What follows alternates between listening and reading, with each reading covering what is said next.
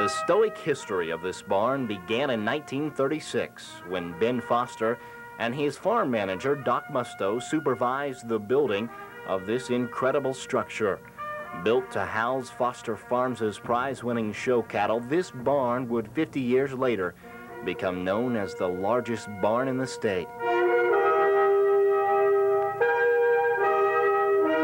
Dale Musto, Doc Musto's son, was the assistant manager at Foster Farms. I just have to look back at the history of the preservation of the barn and how it was used. And if you look at the lumber, it was purchased in 1928 and 29, and how well it's kept and how good it is.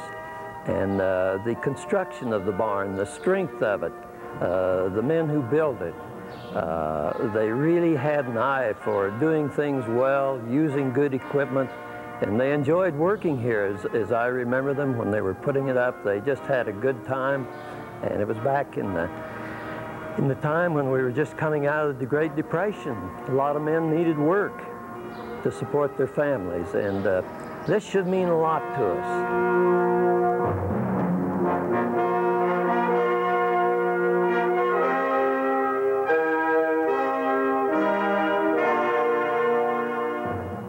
And I remember being very impressed when my dad and people would talk about the operation of Foster Farms, how many men they worked, how many teams of horses they worked, and how particular they were. My dad told me one time a man was fired for throwing down a Prince Albert tobacco can on the ground and not picking it up. Well, we were more reckless than that at our place, and it sounded a little impressive to me. And it was very impressive to go by the farms. The farmsteads were always painted up, and I say they had a real part in developing this part of the country, all right.